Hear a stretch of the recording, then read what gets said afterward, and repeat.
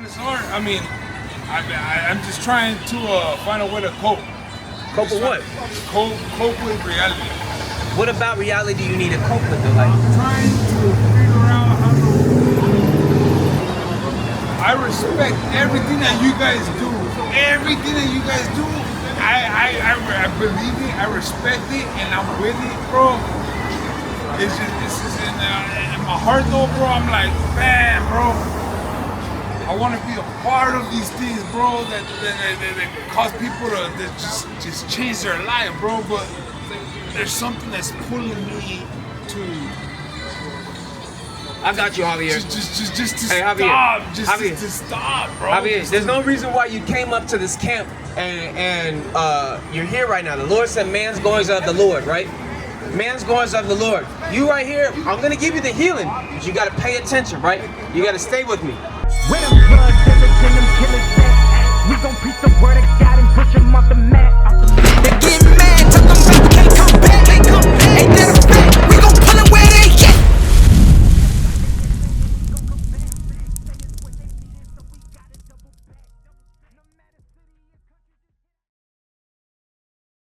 at. You said that you're going through stuff, right? You gotta understand, the reason why we're going through stuff is because we don't do what God told us to do. And we find ourselves in situations, right, that get us, you know what I mean, stressed out, that we gotta deal with. We don't know how to actually deal with our manners, right? Come here, brother. Come here, brother. Come here, brother. Well, wait, when I'm showing Javier, right, because us as a people, don't we deal with drunkenness as a people? I'm not gonna lie, bro. I need prayer, bro. We're gonna give you the word of God. I need big time prayer, bro. We're gonna give you the word of God, Javier. Hold on. As a people, right? Hispanics and blacks, do we deal with alcoholism in our community? Yeah, I would say all communities. All communities, but majority, who's the ones that are affected by it the most? I mean, affected by the most, I can't speak on that. I don't, you know what I mean? I mean, I'm half white, half Mexican, okay. And both sides of my family are. Oh, what's your pops? He's Mexican. He's Mexican, right? When you look at the resources that both Hispanics and the white side of your family has, right? Who has more support when we do fall into alcoholism? Neither. Neither? Both of my parents are alcoholics. Okay, but who has a people or support system, what do you call it? Resources of their communities that can help their race out more? I would say the Mexican side of it. So when you think, okay, so who's the one that builds, like, what are those things called? When you go to the, no, not the AA meetings, the other thing. Rehabilitation centers. Who's the one that are building these things up? It's not our people. It's not Hispanics. White people are the ones that are running these things, that are building these things up, that are funding these things, and who does it benefit more? It benefits the Caucasian people. That's who that benefits more. When our brothers in the Native American, the black and Hispanic community, when we go through our trials, when we go through our problems, like Javier was just telling me right now, we don't have the support. When this happened, right? Because you say you're Mexican, right? When this happened, what support do the Hispanics get when this happened to our people? I'm Mexican and white. Okay, but on the Hispanic side, because we're talking about that side right now. Yeah. On the Hispanic side, what support was given to our people on the Hispanic side when this happened? I'm not sure. There was no support. Right. There was no support when this happened. Right. When the Hispanics were conquered, were put into slavery and made to serve the Caucasian side of your family, right? But you know that there was white slaves as well, correct? Okay, but we're not talking about white slaves, because when we talk about white slaves, who owned those white slaves? I mean, who owned those white slaves? Was it Hispanics? It was Europeans. Europeans, so their own people own their people. Yeah. That's totally different from another nation taking another nation and owning them. That's two different things. You can't compare the two. Well, you say can't compare the two, but I don't see race. What? You know what's your name, bro? Ruben. Ruben, okay. What we're showing people, I don't want you to get misconstrued, right? Yeah. What we're showing our people is the reality of our lives as Hispanics, blacks, and Native Americans who are the Israelites, right? Because you say you're Mexican? Well, I mean, I'm Mexican by, you know, my father was from Mexico. Give me Numbers chapter 1 and verse 3. I'm not saying I'm going around preaching that I'm Mexican or white. I'm just stating that those were my mom's white, my dad's Mexican. Okay. I'm not from Mexico.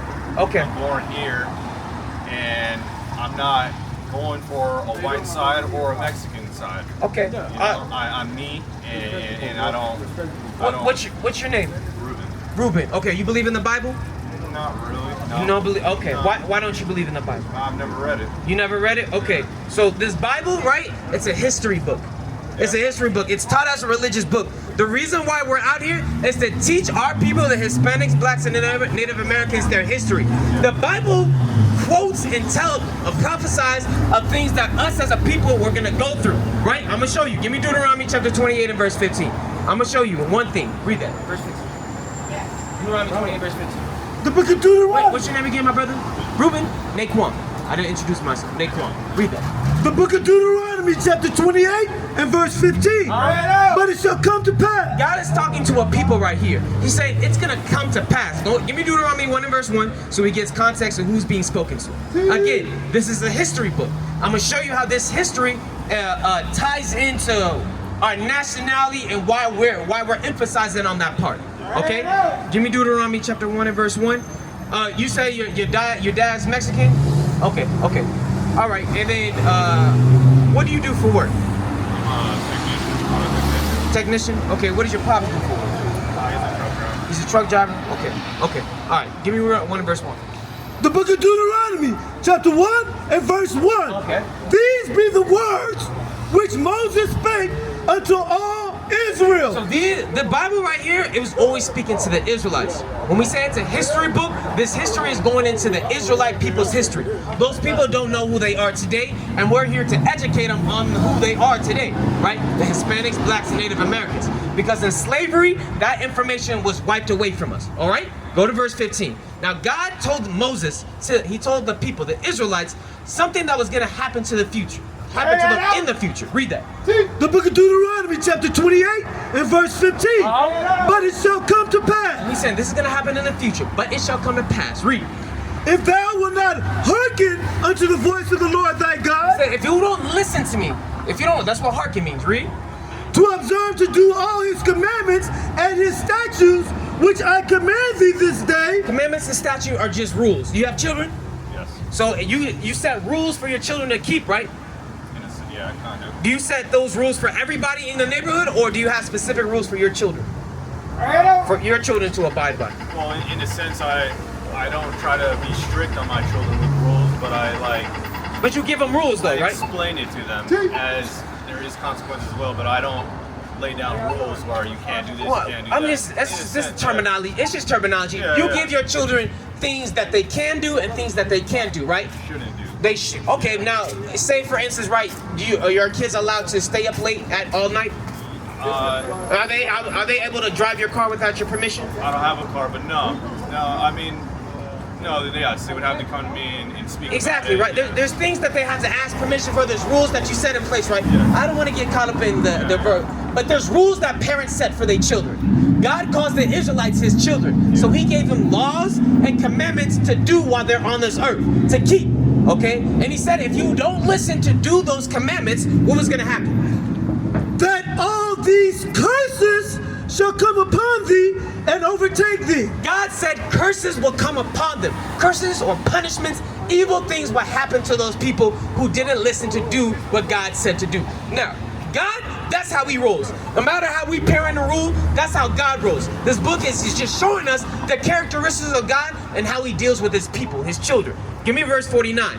Do you know anything about your history, Hispanic history? No, not my family's history. I kind of. As a general, like Hispanic, like who used to own this land, California? I don't.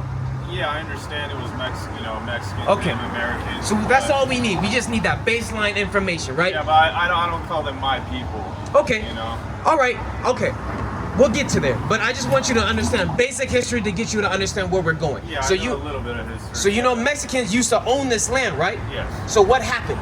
How come they don't own this land anymore? I mean, from my understanding, there was war and purchasing as well. Okay, so purchasing. And takeover. Yeah. Okay, well, we read history books, right? Yeah. In the history books, there is no we sell beads and you can take this land. That never occurred, right? Go to verse 49. We're going to show you what happened to the Mexicans. Read that. The book of Deuteronomy, chapter 28 and verse 49.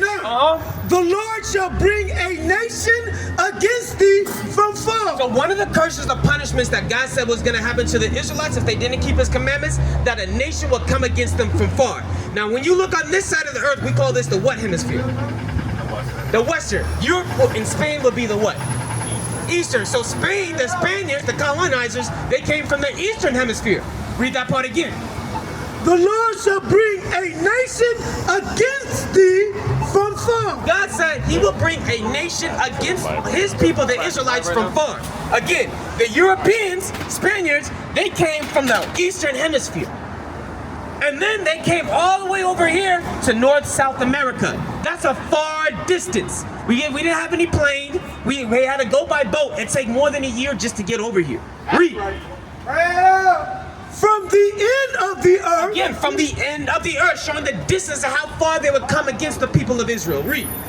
As swift as the eagle flies. Giving you an identifier of what those people would be. Because when you look at the animal that they use to portray themselves, the Europeans, right? The Spaniards, even the Russians, the Germans. What is the animal symbol that they use to portray themselves? You're talking about like a bear or something? Not the bear, not the bear. When you look on the back of a quarter, what is it? Read it one more time, I'm sorry. Read that part again for me.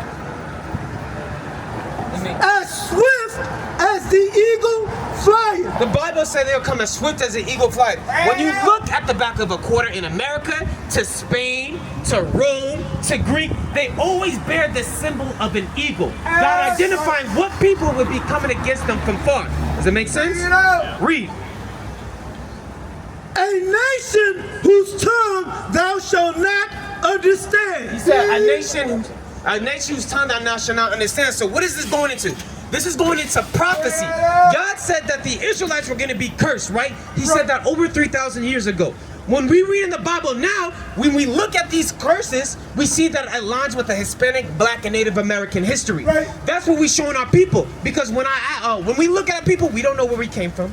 We don't know how far our heritage before we were called Mexican and Black. But what we showing our people is we have a rich heritage. Right. You will be an Israelite. Right. You are what your father is. That's why you're an Israelite. Right. God deals with nations, and he Right. deals with the nation of Israel. He gave them commandments. We broke those commandments, and now we're cursed. So what we got to do as a people is come back to those commandments. You understand? What is a nation? Nation is family.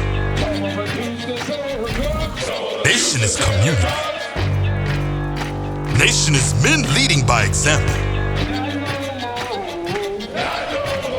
Nation is women's support. Nation is children with role models. Nation is unity. Nation is you.